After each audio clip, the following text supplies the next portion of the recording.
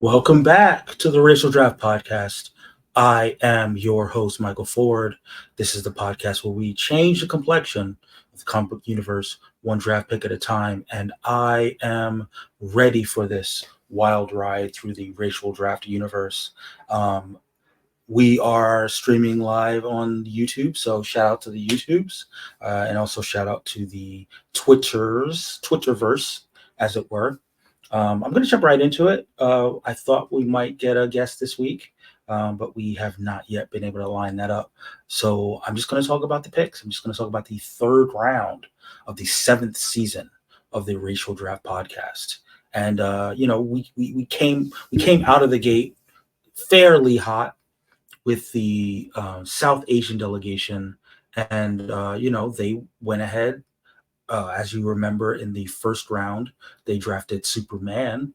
So in the third round, they drafted Supergirl, and in keeping with drafting Supergirl, they came through with a fan cast, which Tara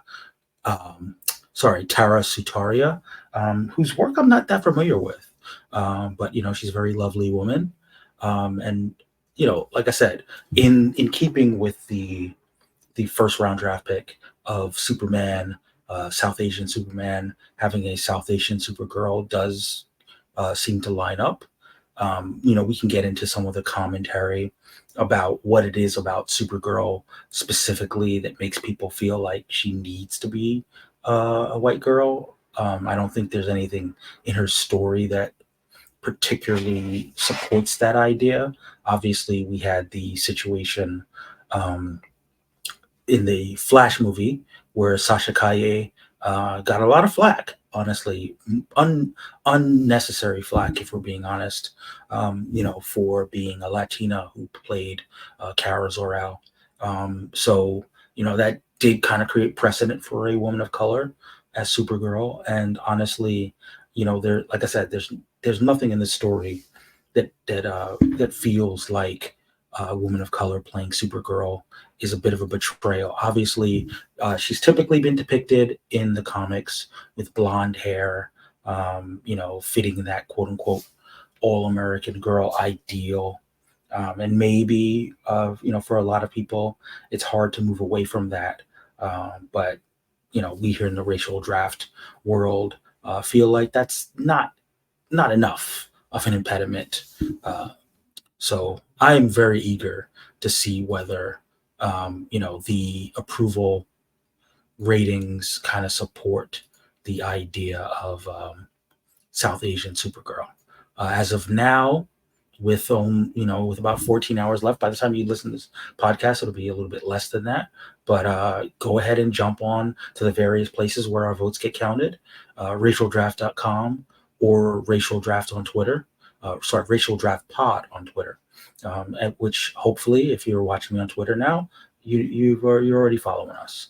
But yeah, so as of now, the approval rating is at 60%, with 40% strongly approving, 20% somewhat approving, 30% somewhat disapproving, and 10% racist. With respect to the fan cast that I had mentioned, also 60%, all 60% strongly approving, and 30% somewhat approving, and again, 10% racist. It's very disappointing anytime you see that. But we'll move on from one delegation pick to another as we get into it with the Polynesian delegation. Shout out to our guy Tomati, holding it down for the Polynesians. He has, with the Polynesian delegation's pick in the third round, they went ahead and they drafted Barry Allen, aka the Flash. Now, to be fair, this is another character that's been depicted traditionally as white. I don't think really there's a lot in his story that you know boxes him in. I've made jokes with my friends over the years that it's kind of like, first of all, the name Barry Allen definitely sounds like he could be a brother. And the fact that his father was wrongfully convicted just continues to reinforce the idea of Barry Allen. Maybe not as a white guy, maybe as a little something different. So yeah, I think Polynesian Barry Allen could totally work in that respect. So I'm here for it, and the people seem to be here for it slightly. 62.5% approval rating for Polynesian Barry Allen. That's 50% strongly approve, 12.5 somewhat approve, 12.5 somewhat disapprove, and 25% racist. Listeners, if you agree or disagree with how the people are shaken out, go ahead and go to our different platforms to put your approval poll votes in and see if you could get this 62.5%. That's a little rough on the approval side. From the fan cast perspective, I definitely know that this actor is a little bit controversial. Some people like him, some people hate him. That would be KJ Apa, who played Archie on Riverdale. And, you know, um, as of now, though, the approval rating for his casting is 70%. It's a little higher than the overall approval, but it's 20% strongly approve, 50% somewhat approve, and 30% somewhat disapprove of KJ Apa as a Polynesian Barry Allen. One CW star replacing another CW star, as it were. We'll move on from the Flash to the Swana MENA delegation. What is traditionally sometimes referred to as Middle Eastern. And one of the more prominent DC characters who tends to be or not tends to be, but canonically is of Swana / MENA descent, and that would be Damian Wayne. He of the daughter of Talia al Ghul, the the son of Talia al Ghul, who's a daughter of Ra's al Ghul, and obviously the son of Batman as well. So Swana MENA delegation, solidifying that. I believe he's Arab heritage, and yeah. So I mean, it for me, it just seems like it's a defensive pick. But I was very shocked to see the controversial response. I mean, as of now, we're sitting at 54.6% approval of Damian Wayne kind of staying in the Swana delegation. Obviously, technically speaking, he's multiracial because canonically Batman is white.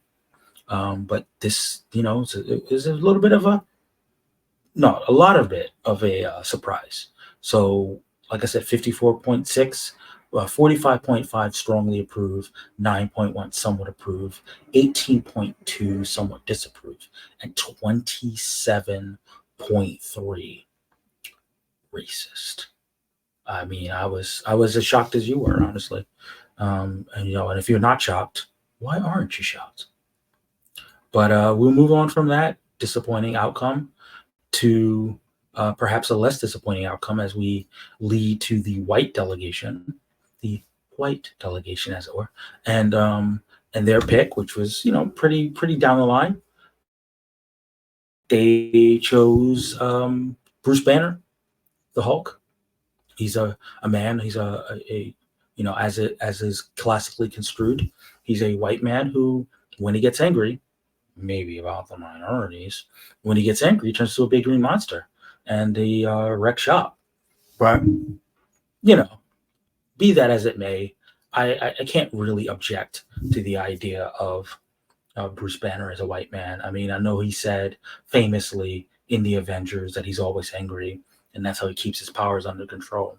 But if we really go across all different genres, this is definitely a guy with anger issues, and who better to embody anger issues than a white man if we're living in 2024.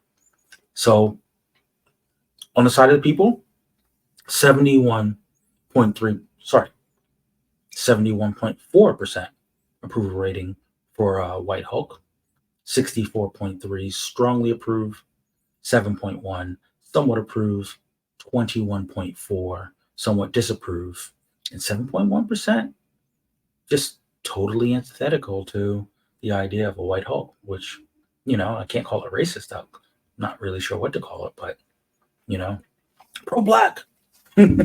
All right. I'll workshop that so it makes a little more sense. But we will move on from the white delegation to the multiracial delegation, or as I call it, the skeleton key delegation, because anybody can be multiracial if you really think about it. You know, even Nazis, even Nazis can be multiracial if they deny their heritage. But anyway, the multiracial delegation drafted with their third round pick Johnny Blaze, aka Ghost Rider. The original, the OG, the guy who is riding the flaming skull, riding the flaming motorcycle with the flaming skull. And I feel like the pick kind of goes in tandem with the fan cast of Keanu Reeves, who I think would make a fine Ghost Rider, if we're being honest. If you've seen him in the John Wick movies, he's got his action bona fides, particularly hand-to-hand combat.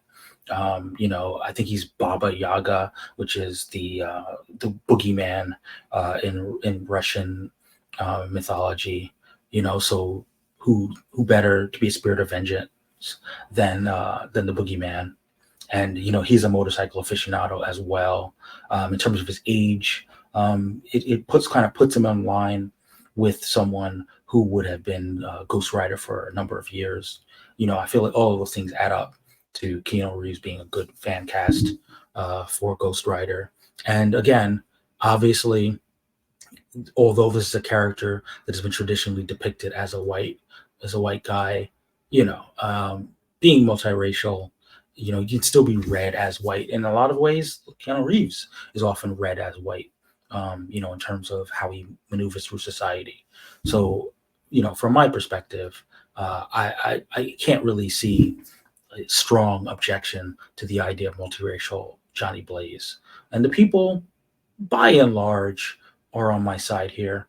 75% approval rating for multiracial Johnny Blaze, 50% strongly approve, 25% somewhat approve, 12.5 somewhat disapprove, 12.5% racist.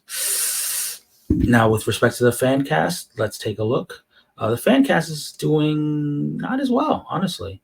I was shocked by that. 72.7 approval rating for Keanu Reeves as Johnny Blaze. 54.5 strongly approve, 18.2 somewhat approve, 18.2 somewhat disapprove, and 9.1% racist.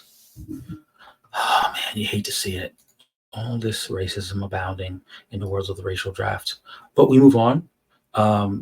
We can talk a little bit about this pick because it gets a little controversial here. So we had our first trade of the season, but before we had the trade, we had Reed Richards drafted by the Southeast Asian delegation. And, before we finished out the week, this character was traded to the Latinx delegation. So, we might as well talk about how, Reed Richards has been not technically cast yet, but it's been well reported that Pedro Pascal has been cast in the role of Reed Richards, which would make him a Latino Mr. Fantastic or Senor Fantastico, if you prefer. And generally speaking, the people were pretty on board with that. Obviously, there was a little bit of a drag and a pushback, and we'll delve into that, perhaps a little bit later. But as of now, Latino Reed Richards is sitting at 85.7% approval, with 71.4 some strongly approve, and 14.3 somewhat approve, and 14.3 somewhat disapprove. The Pedro Pascal fan cast is currently sitting at 89.6% approval, and that is 72.5 8.4, strongly approve 17.2, somewhat approve 6.9, somewhat disapprove, and only 3.4% racist. Which, again, there was a little bit of backlash when he was announced, but I think that people have realized that if we're really considering, specifically Pedro Pascal, he's he's Latino, but it's really hard to make the argument that him specifically is so wildly kind of beyond the pale as far as the way people think of Reed Richards, particularly when you introduce the aspect of Reed Richards in the current state of being a father. I would say that Pedro Pascal has shown on a number of occasions that fatherly instinct that I think would go a long way to humanizing Reed Richards in live action. We've seen him twice before in live action, and he can sometimes be a tough pill to swallow.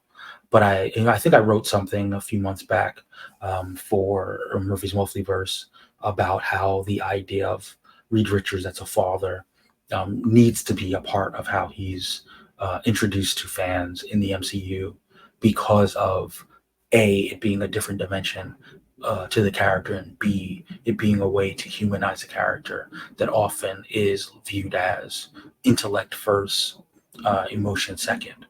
And I think that if we're looking at an actor who can embody that, Pedro Pascal definitely fits the bill. So, shout out to the Pedro Pascal Hive, who I know feels the same way. So again, strong pick, but then strong trade by the Southeast Asian delegation, who, for the trade, which we'll talk about a little later, they were able to acquire Dr. Octopus, Otto Octavius. Like I said, we'll get into it a little bit later, but not only were they able to acquire Otto Octavius, they also acquired a 4th round pick, one of the early picks in the 4th round. So they should get a quality character as well, an additional quality character as well. Moving on from the traded character of Reed Richards, Mr. Fantastic, to a non-traded character, which aligns with previous pick. That would be the Jewish delegation drafting Jonathan Kent.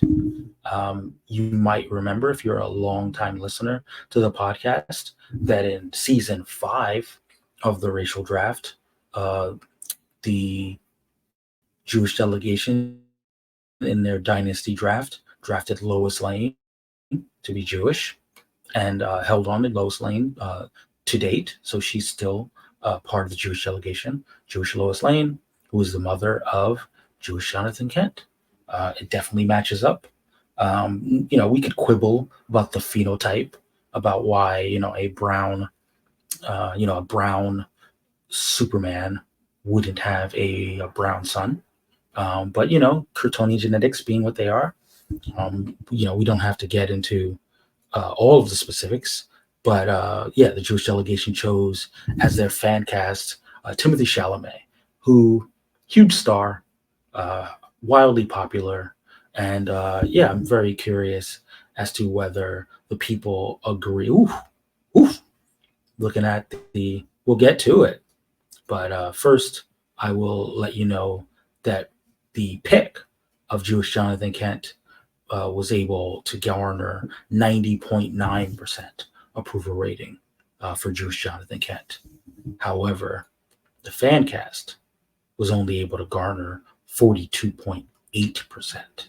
So, not one of the best received fan casts, particularly if we're talking about the Jewish delegation, who generally their fan casts are received very well. But like I said, 90.9 for Jewish Jonathan Kent, which, I think that there's a lot of storytelling possibilities, particularly with Jewish Lois Lane and the faith and how that generally passes through the maternal line. So, here for that. And myself, I'm pretty here for the fan cast, even if the people are not. But we still remains to be seen. There's more than enough time for you, the listeners, to hop on the various platforms and cast your votes as to whether you approve of the draft pick. We move on from the seventh pick of the round to the eighth pick of the round. Another one of my favorites, and that is from the Black delegation. Shout out to Randy, who generally holds it down for the Black delegation. He's one of the delegates, but shout out to all the Black people who listen to the podcast and have opinions, strong opinions about the characters who need to be part of the delegation. So Selena Kyle, aka Catwoman, was drafted by the Black delegation this season, which is, we have obviously seen Black Catwoman depicted in a number of media. We saw her earlier on as Eartha Kitt. We've seen her as Halle Berry, but although not Selena Kyle, if we're being honest, right? And then we've seen her in the Batman universe. That's hard to hard to depict, as portrayed by Zoe Kravitz, and of course we've also seen her depicted as a Black Catwoman on the Harley Quinn cartoon. So there have been a lot of ways to kind of conceptualize the idea of Black Catwoman, and I myself, obviously, have been other depictions of her as a white woman, as Latina, as mixed, multiracial, but Black Catwoman is perfectly valid, and I couldn't really disapprove of that. The people are a lot more mixed on that than I expected, if I'm being honest. 75% approval rating for Black Catwoman. 66.7 strongly approve, 8.3 somewhat approve, 16.7 somewhat disapprove, and 8.3% racist. Wow. All those years of normalizing Black Catwoman, only to have 25% of the voting public still strongly disapprove of it. Or still disapprove of it, period. But that is the world we live in.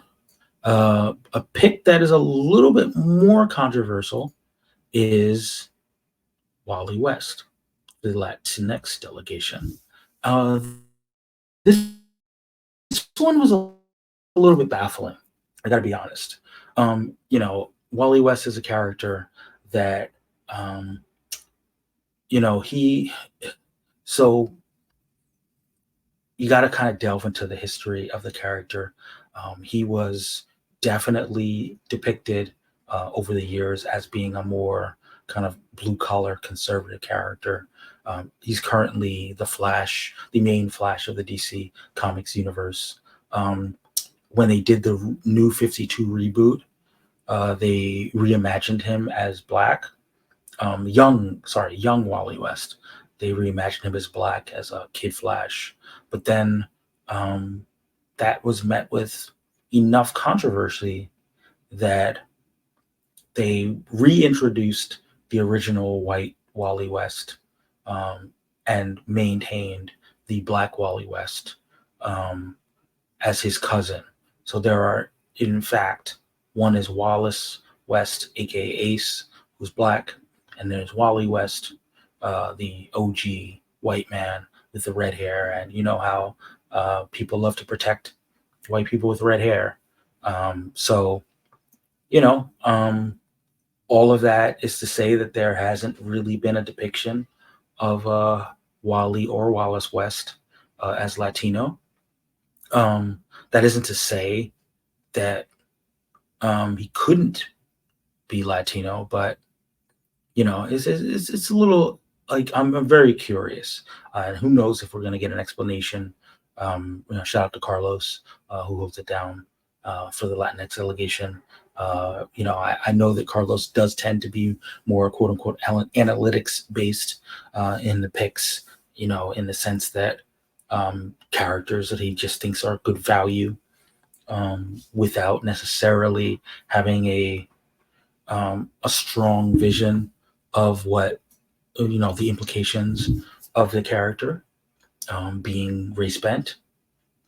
So yeah, we didn't get. I don't. Yeah, we didn't get a fan cast in this case. So yeah, I'm very curious to see what the vision is for Latino Wally West. Um, Wally West. Yeah, I mean, it's a struggle. It's a struggle, and it will continue to be a struggle until I find out a little bit more.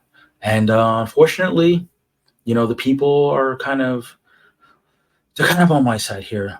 So 40% approval rating for Latino Wally West, 30% strongly approve, 10% somewhat approve, 50% somewhat disapprove, and 10% racist.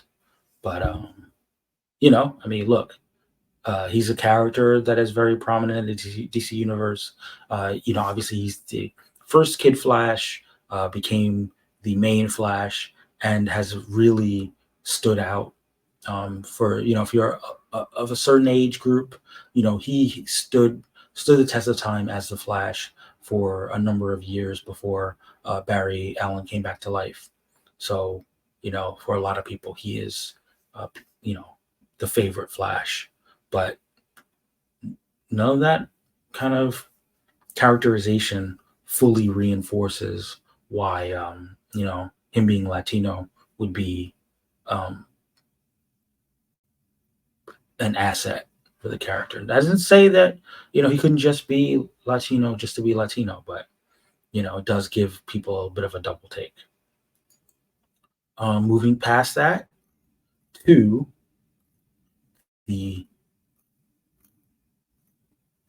final pick of the round. But before we talk about the final pick of the round, we'll go a little deeper on this trade, which again involved the East Southeast Asian delegation and the Latinx delegation. Let's talk a little bit more about Southeast. Oh, sorry, East Asian Otto Octavius. Um, I think that's a pretty inspired. I think that's a pretty inspired choice.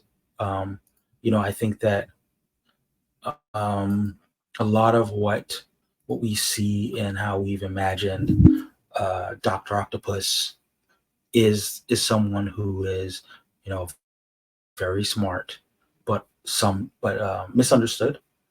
Um, Not just misunderstood, but underestimated. And from that being underestimated, kind of comes a desire to prove himself.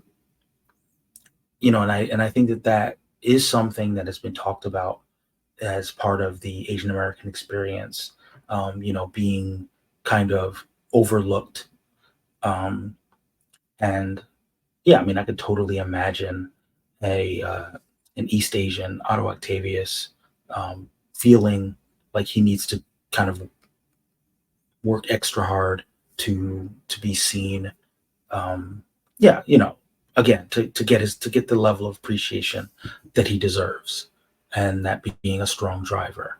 I'm not necessarily keen on the fan cast, if we're being honest. I like the actor, Masi. Give me a second, guys. I gotta get the name perfect. Um, yeah, Masi Oka, who you might know as Hero from Heroes. I think that there is probably room for um, actors who have a little bit more menace in their general portrayals of the characters that they played. Like I said, I like Masioka, but he generally plays more affable characters, and I think with Doctor Octopus, the while he should be somewhat likable, I definitely think he needs to be a little bit more of a jerk, even if he has um, some points. So there are definitely a number of actors that I would have uh, more likely picked for myself to play the role, but that's just my own personal taste. And again, go ahead and vote on Twitter or on racialdraft.com if you feel differently than I do. As of now, the pick is sitting at 85.7%, and the fan cast is sitting at 80%. 71.4 strongly approve, 14.3 somewhat approve, and 14.3 somewhat disapprove. And with the fan cast, 50% strongly approve, 30% somewhat approve, and 20% somewhat disapprove. So hey, we successfully dodged the racism there. That's a win. That's a winner. Um, I guess I should mention that you could also, we also allow you guys to vote on the trades. So let's go ahead and look at where we're at with respect to the trade, because I mean, I thought it was a good trade. I was all the way on board for it, but maybe people feel a little bit different. But give me a second because I have to keep my windows open.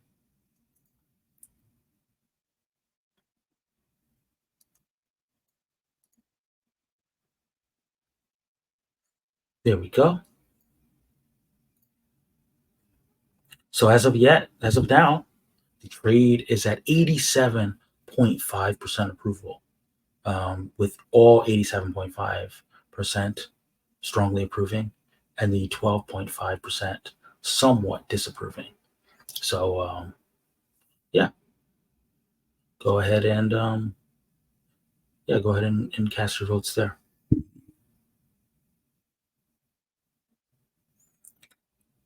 We move on past those picks, past that trade, to the final pick of the round. And that final pick, the honors are the Native American delegation who have drafted Eddie Brock. Now, this is not the first time that the Native American delegation has drafted Eddie Brock. They had a pretty interesting reworked backstory for Native American Eddie Brock. As we know, Eddie Brock is a major part of his character is that he's Catholic, and that his faith, the struggles with his faith, play a major role in both how he becomes Venom and how his arc as Venom, his struggles with what it means to have been, I wouldn't say infected, but affected by the symbiote and the darker impulses of that symbiote. Over time, he kind of viewed it as a demon. And then there were times where he felt he needed to purge himself and others from the influence of the symbiote. Um, Obviously, that hasn't been present in all of his depictions. Definitely hasn't been present in his movies in the Sony Spider Verse.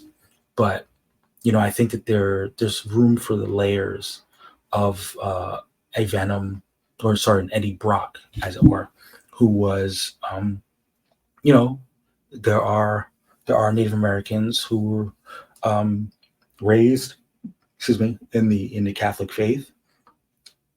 Kind of took steps away from traditional um, traditional spirituality from the different communities, and raised in more of like the Western religious tradition. I think that there's, given what we know about Eddie's home life, there was a little bit of abuse in his household. So there's a lot that could be wrapped up in the pathos of what Eddie's struggles were, both as a villain and then as also an anti-hero. So for me personally, I think that there's something additive about a Native American Venom. Who knows if you guys agree, but if you do, we have the places I've already named a number of occasions where you can vote, and make your voice heard as to whether Native American Venom, Native American Eddie Brock in particular is is a good move, is a good pick.